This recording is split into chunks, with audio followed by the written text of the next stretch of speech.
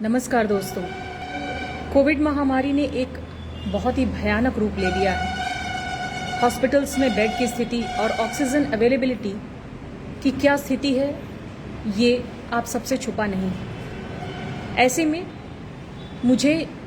कई सारे मैसेजेस आ रहे थे कि क्या होम्योपैथिक दवाइयों से इस स्थिति से निपटा जा सकता है, और मौसम में हो रहे जो परिवर्तन हैं, जो वायरल इन्फेक्शंस हैं,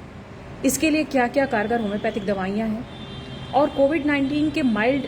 और मॉडरेट केसेस में क्या क्या दवाइयाँ ली जानी चाहिए। तो इसी विषय पर मैं आपको जानकारी देने जा रही हूँ, और ये वीडियो आपके लिए बहुत ही लाभकारी साबित होगा, क्योंकि अब ज़रूरत आन पड़ी है कि आप हॉस्पिटल्स में जाकर लाइन में लगने की बजाय कुछ ऐसे टिप्स सीखें, कुछ ऐसी दवाइयों के बारे में जानकारी रखें, जहाँ जब इसकी आवश्यकता पड़े आप इसको यूज़ कर सकें और अपने साथ साथ अपने परिवार के किसी सदस्य की भी समय रहते मदद कर सकें, जान बचा सकें। सबसे पहले तो मैं आपको ये बताना चाहूँगी कि कोविड के माइल्ड केसेस या एसिम्प्टोमेटिक, जिनके अंदर सिम्टम्स बहुत कम हैं, बहुत ही मामूली सिम्टम्स हैं,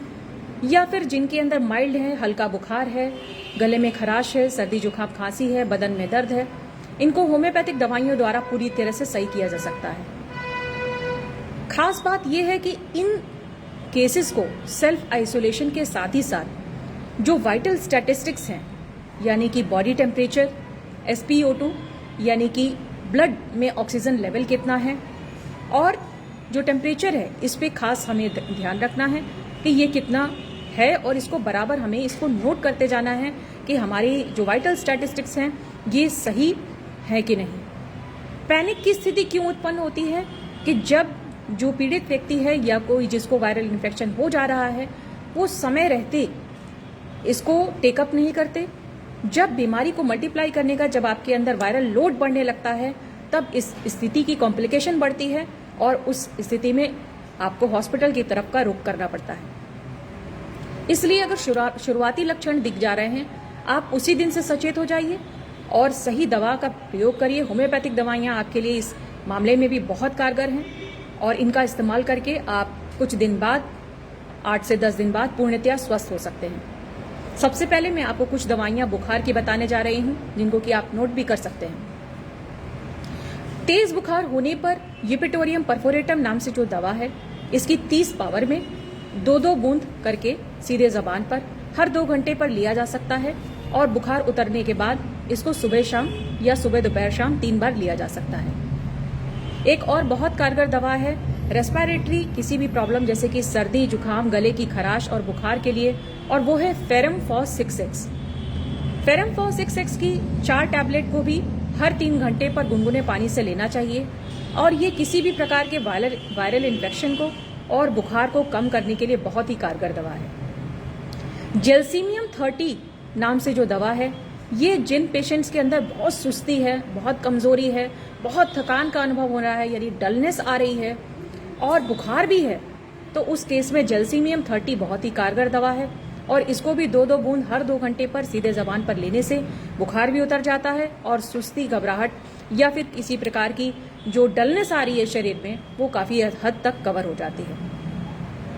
अगर बुखार छोड़ने का नाम नहीं ले रहा है, चढ़ उतर के बार बार आ रहा है, मरीज को बार बार प्यास लग रही है, उसका मुंह बार बार सूख जा रहा है, और साथ ही साथ घबराहट हो रही है, जैसे कि आप देख रहे हैं कि लोग घबरा जा रहे हैं, पैनिक की सिचुएशन में अफरा तफरी मची हुई है, हॉस्पिटल्स के लिए लाइन लगी हुई है, ऐसी सिचुएशन में आर्सेनिक 30 नाम से जो दवा है, इसका अगर 30 पावर में उपयोग किया जाए सुबह दोपहर शाम 3 बार, तो ये न सिर्फ बुखार को कम करती है, बल्कि वायरल इन्फेक्शन या फिर कोविड-19 में पैदा होने वाली जो घबराहट और बेचैनी है, उसको भी कम करने के लिए काफी कारगर है। सूखी खांसी या गले में खराश अगर हो रही हो, तो ब्राइनिया 30 एक बहुत ही कारगर दवा है, और ब्राइनिया का खास लक्षण ये होता है कि गला और नाक बहुत सूखा सूखा महसूस होता है, बहुत ड्राइनेस लगती है, पानी पीने की बार बार इच्छा होती है, और ज्यादा मात्रा में पानी पीने का मन करता है, साथ ही साथ मरीज बहुत सुस्त भी हो जाता है। ब्राइनिया 30 को भी हर 2 घंटे पर 2-2 बूंद लिया जा सकता है, और सिचुएशन कंट्रोल में आने के बाद इसको सुबह दोपहर शाम 3 बार लिया जाना चाहिए। जस्टिशिया 30 एक ऐसी दवा जिसको कि कहा जाता है कि अगर इसका सही इस तरीके से इस्तेमाल किया जाए तो खांसी की वजह से कभी कोई मृत्यु नहीं हो सकती। जस्टिशिया 30 को भी 30 पावर में सीधे जबान पर 2-2 बूंद 3 बार लिया जा सकता है और ये हर प्रकार की खांसी में, चाहे वो कफ वाली खांसी हो, सूखी खांसी हो या अस्थमा की खांसी हो या वायरल खांसी हो, उसमें बहुत ही कारगर दवा है। साथ ही साथ मैं आपको बताना चाहूंगी कि जो इस वायरल इन्फेक्शन में या कोविड-19 में जो बहुत कमजोरी महसूस हो रही है, मरीजों को बहुत थकान लग रही है, बहुत ही अथाह थकान लग रही है, बदन टूटने लग रहा है, ऐसी स्थिति में चाइना नाम से जो दवा है ये न सिर्फ बुखार को कम करती है,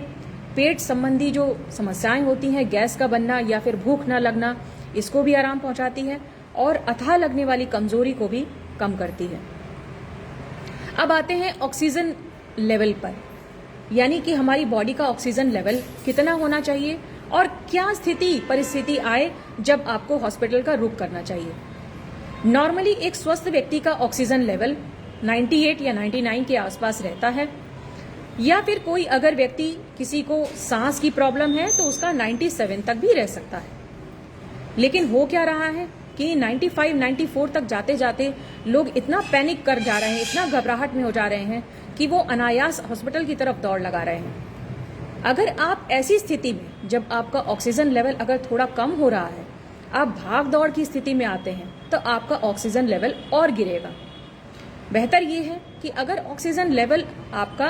97, 98, 96 है तो भी आपको घबराने की कोई ज़रूरत नहीं है। 95 से ऊपर है तो आप ज़रा भी चिंता नहीं करिए और कार्बोवेज 200 नाम से होम्योपैथिक दवा है जिसको कि आप सेवन करके आप इस ऑक्सीजन लेवल को सुधार सकते हैं। इस दवा को कैसे प्रयोग करना है? कार्बोवेज 200 की 2-2 बूंद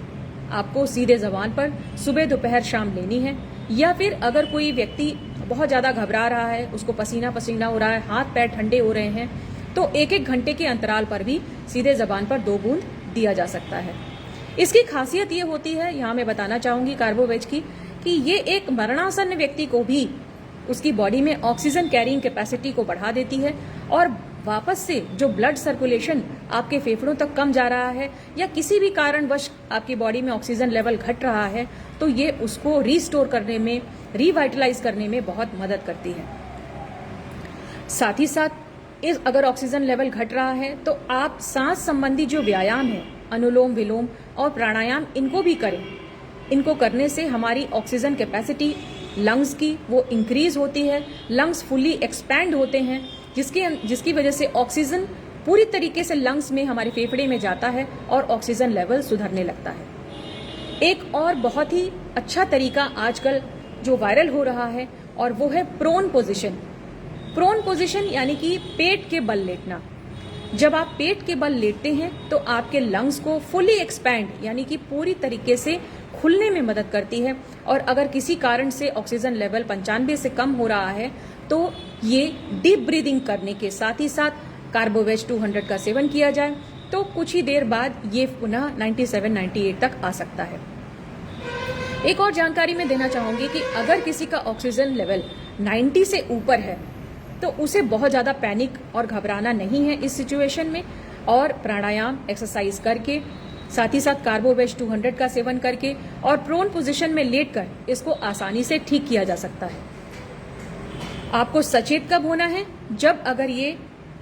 SpO2 यानी ऑक्सीजन लेवल अगर 90 से बिलो है तब डेफिनेटली आपको हॉस्पिटल की तरफ अप्रोच करना है।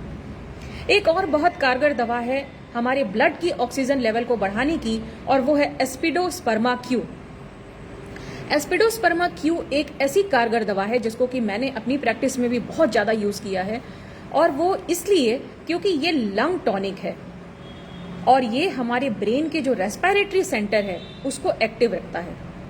किसी को भी किसी प्रकार की अगर पल्मोनरी यानी कि लंग्स से जुड़ी हुई प्रॉब्लम है, लंग्स सिकुड़ रहे हैं, एल्वुलाई सिकुड़ रहे हैं, पल्मोनरी स्टेनोसिस हो रहा है, लंग्स में ठीक प्रकार से ऑक्सीजन नहीं जा पा रही है,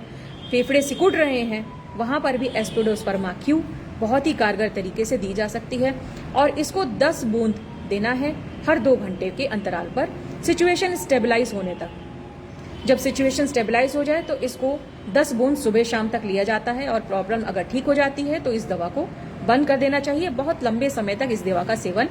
नहीं करना है। पोस्ट कोविड यानी कि कोरोना होने के बाद की जो कमजोरी है उस पर भी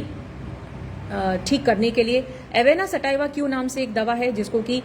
बीमारी के बाद होने वाली जो कमजोरी है उसको निपटने में एवेना सटाइवा क्यू बहुत ही कारगर है और ये आपकी जनरल डेबिलिटी, एग्जॉशन और कमजोरी को कम करने में काफी हद तक सहायक है। तो प्यारे दोस्तों, इस महामारी के इस दौर में आप सभी को अपनी हिम्मत बरकरार रखनी है, अपना मोरल हाई रखना है और घबराने की बजाय हिम्मत से काम लेना है। कुछ उपाय ऐसे सीखने पड़ेंगे जिसके तत्काल आप इस्तेमाल करके आप अपनी या अपने किसी परिवार वाले की मदद कर सके, क्योंकि हॉस्पिटल्स की कंडीशन आप देख ही रहे हैं। इस वक्त आपको अपनी सहायता स्वयं करनी होगी। अगर आपके पास कोई सवाल है या आप मुझसे कोई मदद चाहते हैं होम्योपैथिक दवाइयों के विषय में, तो आप कमेंट करके कृपया जरूर बताएं और इस वीडियो को अधिक से अधिक शेयर करें ताकि किसी जरूरतमंद व्यक्ति की जान बचाई जा सके। धन्यवाद।